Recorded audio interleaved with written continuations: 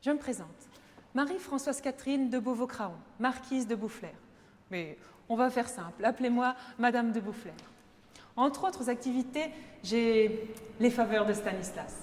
Sachez que si la cour de Lunéville s'est déplacée jusqu'ici pour vous parler de la Lorraine, c'est un rare privilège. Rien que pour vous, nous délaissons nos manières apprêtées, notre cérémonial charmant, mais bien pesant, il faut bien le dire.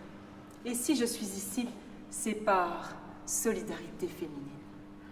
Regardez, mais regardez cette héroïne sublime, pleine de grâce, de grandeur princière, Madame de Saint-Ballon. Même si on l'appelle l'Amazone chrétienne, elle ne monte pas en Amazone. Non, elle chevauche comme un homme, elle est vêtue en homme et elle a la bravoure d'un véritable chef de guerre. De son château, aux alentours de Verdun, elle constitue une petite armée de 60 paysans pour repousser les mercenaires et les brigands qui écument la région. Un jour, elle repousse des voleurs de bétail. Un autre jour, elle fait libérer des otages après avoir débusqué les ravisseurs. Sans relâche, elle pourchasse les ennemis dans les bois, les traque et met le feu à leurs repères. Au cours de ces assauts, elle est de nombreuses fois blessée, mais rien n'arrête son courage. Non, elle est vraiment la terreur des cravates. Oui, les cravates, c'est une déformation du mot croate, les mercenaires croates qui sévissent dans la région. Bravo, Madame de Saint-Balmont, vous êtes l'honneur de cette région, et ce sont vos exploits qui sont représentés sur ce tableau du grand Claude Deruet. Oh, regardez nos deux favoris. Le dénommé Pampan, c'est François-Antoine Deveau.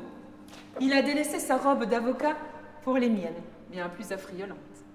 Oh, il a eu mes faveurs, mais quand il a su qu'il n'était pas le seul, il s'est reconverti en un ami fidèle, le plus dévoué qui soit. C'est un poète délicat, lecteur auprès de Stanislas. Quant à l'abbé Porquet, il préfère les grâces du beau sexe à celles du Seigneur. Bel esprit, bien tourné, c'est l'aumônier de Stanislas. Un jour, avant un bon repas, on raconte que Stanislas a demandé à l'abbé Porquet de réciter le Bénédicité. Quoi de plus naturel pour un aumônier? Eh bien, le brave abbé ne savait pas un traître mot de cette prière ordinaire. Mais à présent, nous allons découvrir le règne du duc Léopold, si vous voulez bien me suivre. C'est du joli, mais dire de la famille de notre divine marquise, à qui vous devez tant. Et les faveurs de Stanislas et les fastes de la cour, sans compter l'accès privilégié à son cercle restreint. Vous devriez avoir honte. Ah, monsieur le comte de Tressan, mais loin de nous l'idée de rabaisser les mérites de monsieur de Beauvau-Craon. Le marquis fut un grand commis de l'État au service de la Lorraine. Là-dessus, rien à dire. Non, nous devisions juste sur les ressorts d'une carrière bien maîtrisée, d'une ambition bien assumée. C'est cela, oui. Mais dites-moi, quand Léopold est mort en 1729, c'est bien sa femme, Élisabeth Charlotte, une Française, qui a pris la régence. Oui, car l'héritier légitime François passait le plus clair de son temps à Vienne, à la cour impériale. Alors me diriez-vous, c'est tout de même un comble, en 1736, quand Louis XV a remis la Lorraine en viager à son beau-père Stanislas? Mais oui, car Louis XV avait épousé Marie Lexinska, la fille de Stanislas, roi de Pologne chassé du trône. Je disais donc quand Louis XV a remis la Lorraine en viager à son beau-père Stanislas. C'est la fameuse déclaration de Meudon en 1736. Je disais donc, si vous me laissez finir, que c'est tout de même un comble qu'il soit revenu à une Française, Élisabeth Charlotte, d'incarner les intérêts de la Lorraine face aux appétits de la France. Eh oui, c'est l'ironie de l'histoire. Le duc François a fini par renoncer à la Lorraine en échange du grand-duché de Toscane. Mais il fallait voir. Quand la régente a quitté Lunéville, le désespoir des habitants, ce n'était plus que cris, sanglots et larmes. Les voitures ne pouvaient plus sortir, les gens tombaient à genoux, au milieu des chevaux, sous les roues. C'est bien simple, le cortège a mis 5 heures pour parcourir une lieue.